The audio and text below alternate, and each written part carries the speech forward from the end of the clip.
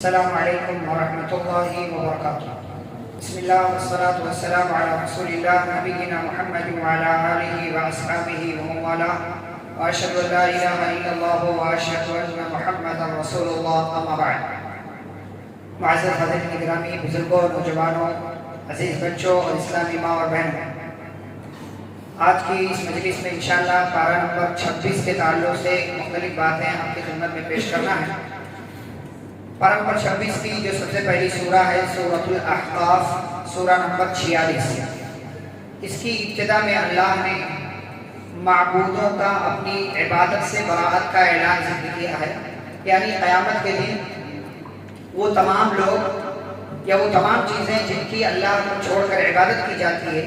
یہ تمام لوگ اپنی عبادت سے انکار کر دیں گے کہ ہم نے ایسی کسی بات کا حکم نہیں دیا تھا، اور ہم کو تو پتہ بھی نہیں ہے کہ کن لوگوں نے ہماری عبادت کی یا ہم سے کسی چیز کا مطالبہ کیا یا ہم سے دعائیں مانگی۔ تو ان تمام لوگوں کا گھاٹا اور نقصان ہوگا کہ جو لوگ ان تمام چیزوں کی یا ان تمام لوگوں کو اپنا معبود سمجھتے تھے اور ان کی عبادت کیا کرتے تھے۔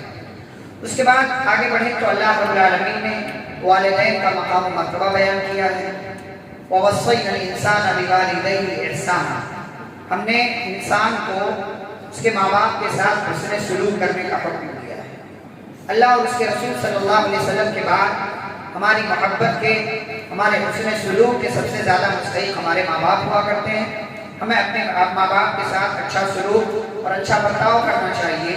یہاں تک کہ اللہ نے دعا سکھائی ہے کہ جب ایک انسان پیدا ہو اور پیدا ہونے کے بعد وہ 40 سال کی عمر کو پہنچ جائے،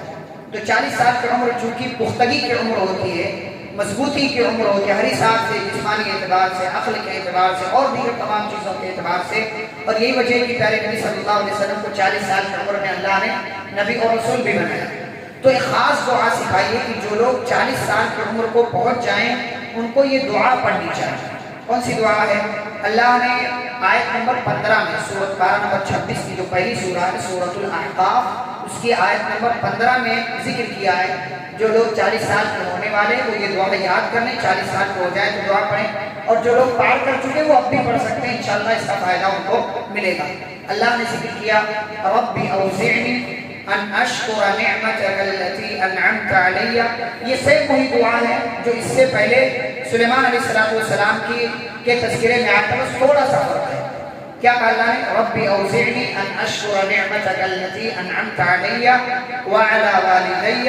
وان اعمل صالحا ترضاه واصلح لي في ذریتی انی تبت الیک وانی من المسلمین۔ کیا کہتا ہے وہ بندہ جو 40 سال کی عمر کو پہنچ جاتا ہے، اسے یہ دعا پڑھنا چاہیے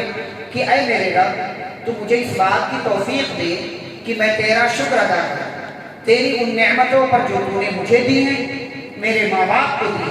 اور مجھے ایسے نیک عمل کی توفیق دے کہ جس عمل سے تو خوش ہوتا ہو۔ وَأَصْلِحْ لِي فِي ذُرِّيَّتِي، اور اے اللہ میری ذریت کی، میری نسل کی، میرے خاندان کی اصلاح کر دے، ان کے اندر جو بگاڑ ہے، جو خرابیاں ہیں، اللہ اس کو ٹھیک کر دے۔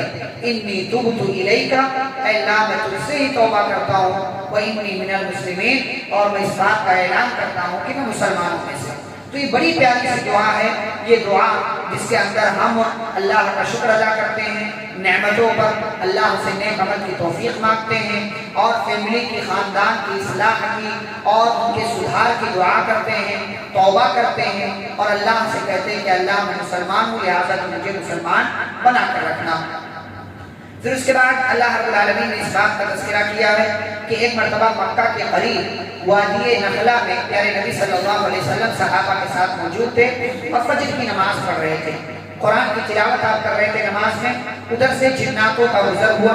تو جنات جن کا ایمان اللہ پر نہیں تھا، ان لوگوں نے جب یہ قرآن سنا اور پیاری آواز سنی تو وہ لوگ کھڑے ہو گئے اور ٹھہر کر قرآن سننے لگے، اور جب قرآن ان لوگوں نے سنا تو بعد میں ان لوگوں نے اسلام قبول کر لیا، اور جا کر کے اپنے لوگوں کے درمیان انہوں نے اسلام کی دعوت دی، اور ان کے قوم کے بہت سارے لوگوں نے جو ان کے اندر خرابیاں تھیں ان سے توبہ کی اور اس قرآن پر ایمان لے آئے، اور نبی کریم صلی اللہ علیہ وسلم کی رسالت کی اور آپ کی نبوت کی تصدیق کی۔ پھر اس کے بعد سورہ محمد کا آغاز ہوتا ہے، سورہ نمبر 47۔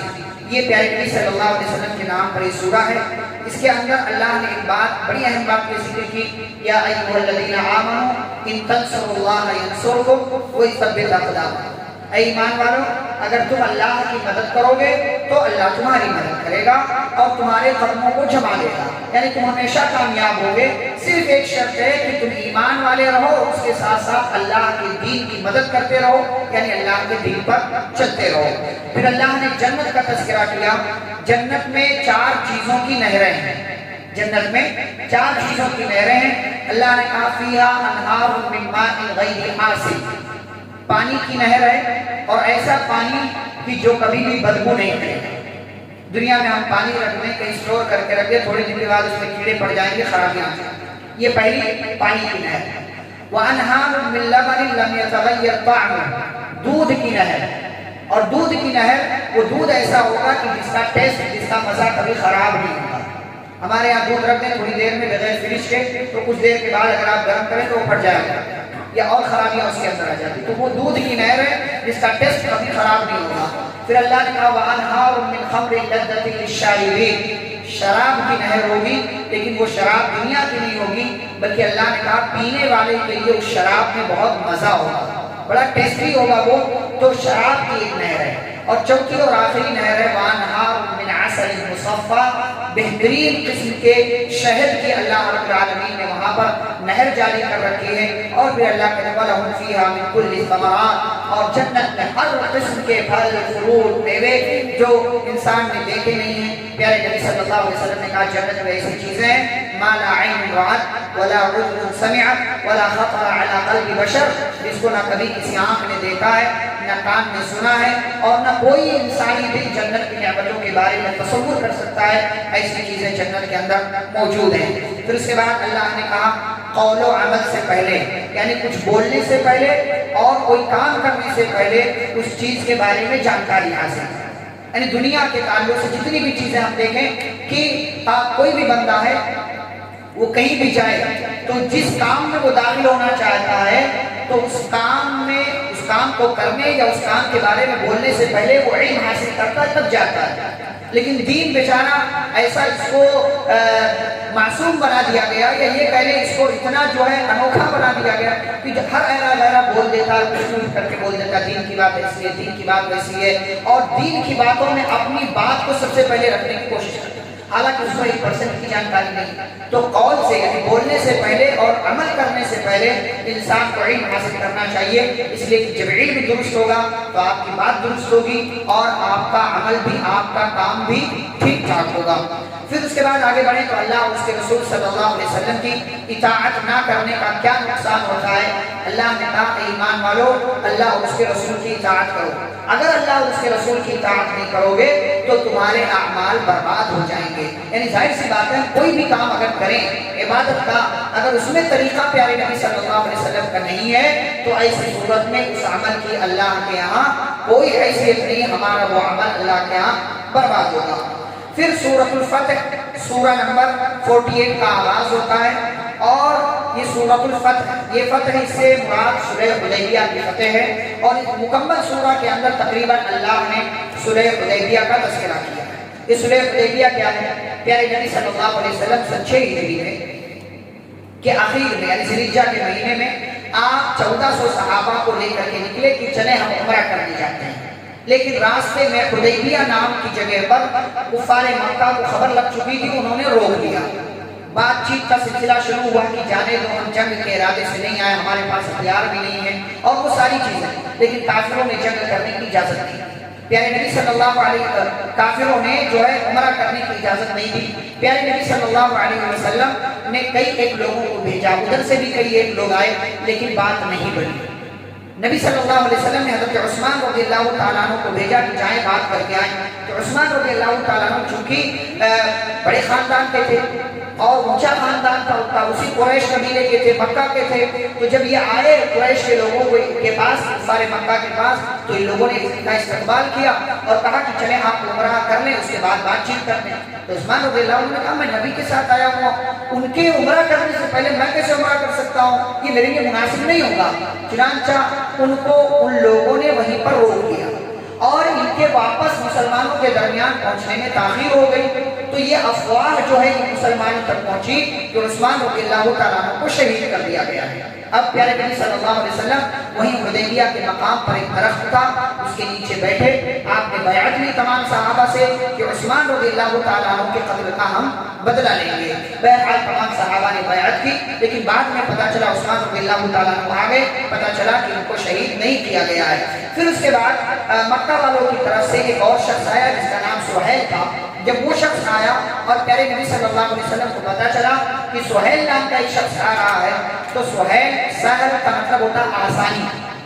تو نبی صلی اللہ علیہ وسلم نے کہا خوش ہو جاؤ، اب تمہارا معاملہ تمہارے لیے آسان ہو گیا، یعنی اچھا شگون لیا۔ سہیل نام کا جو آدمی آ رہا تھا اس کے آنے سے اچھا شگون لیا اور کہا کہ اب تمہارا معاملہ تمہارے لیے آسان ہو جائے گا۔ چنانچہ سہیل آئے، بات چیت ہوئی اور صلح نامہ تیار ہو گیا۔ صلح نامہ پیارے نبی صلی اللہ علیہ وسلم نے گرچہ ظاہری طور سے دب کر کے صلح کیا، مسلمانوں کو لگا کہ یہ دب کر کے صلح ہو رہی ہے، کئی ایک چیزیں ایسی ہیں کہ مسلمان اس سال واپس جائیں گے، اگلے سال آئیں گے، عمرہ کریں گے، اور جو مکہ کا کوئی آدمی مدینہ چلا گیا تو ہم مدینہ والے واپس کر دیں گے، مدینہ کا کوئی آدمی ہمارے پاس آ جائے گا مکہ میں تو اس کو ہم واپس نہیں کریں گے، ظاہری طور سے دب کر کے صلح لگ رہی ہے۔ اور پھر یہ کہ بسم اللہ الرحمن الرحیم سے جو ہے وہ صلح نامے کا آغاز ہوا، تو لوگوں نے اعتراض کیا الرحمن الرحیم کون ہے، ہم نہیں جانتے، صرف بسم اللہ لکھو جو پہلے سے چل رہا تھا۔ پھر نبی صلی اللہ علیہ وسلم کا نام لکھا گیا محمد الرسول اللہ، تو کہا جھگڑا تو اسی بات کا ہے کہ ہم رسول نہیں مانتے آپ کو، یہ محمد الرسول اللہ کون ہے، محمد بن عبداللہ لکھو۔ تو یہ نبی صلی اللہ علیہ وسلم نے ان کی ہر ایک بات مان لی، تو صحابہ کو یہ لگا کہ یہ تو عجیب بات ہو رہی ہے، عجیب سی صلح ہو رہی ہے، ہم دب کر کے صلح کر رہے ہیں اور گویا کہ ہم پریشر میں ہیں۔ لیکن نبی صلی اللہ علیہ وسلم نے صحابہ کو جو ہے وہ شانت کیا، اور بعد میں اس کا نتیجہ یہ ہوا اس صلح کا کہ اس کے بہت دور تک کے اثرات جو ہے وہ تمام علاقوں پر مرتب ہوئے، اور مسلمانوں کو جو ہے بہترین موقع مل گیا دعوت و تبلیغ کا، اور مسلمانوں کا رعب و دبدبا دوسرے لوگوں پر بیٹھ۔ یہی موقع ہے کہ اس کے بعد جب جنگ بند ہو گئی کہ 10 سال تک ہم جنگ نہیں کریں گے، تو اب جب جنگ بند ہو گئی کافروں کی طرف سے جو ہے مسلمانوں کو آرام مل گیا کہ اب ادھر سے کوئی خطرہ نہیں ہے، تو اب پیارے نبی صلی اللہ علیہ وسلم نے روم، ایران، حبشہ اور بڑے بڑے جو ہے یمن اور نہ جانے کون کون سے علاقوں کی طرف خطوط روانہ کیے، اور صحابہ کو بھیجا کہ جاؤ فلاں جگہ دعوت و تبلیغ کا کام کرو۔ آسانی کے ساتھ، دھڑلے کے ساتھ، کھلے طور سے صحابہ جو ہے وہ تبلیغ کرنے لگے۔ اسی کو اللہ نے کہا انا فتحنا لک فتحا مبینا، ہم نے آپ کو کھلی ہوئی فتح دی، یعنی بظاہر جو دب کر کے صلح لگ رہی تھی وہ دراصل دباؤ نہیں تھا، بلکہ وہ دراصل آگے کی راہ کے لیے، آگے کی راہ آسان بنانے کے لیے اللہ رب العالمین نے ایسا انتظام کیا تھا۔ اور اس کے بعد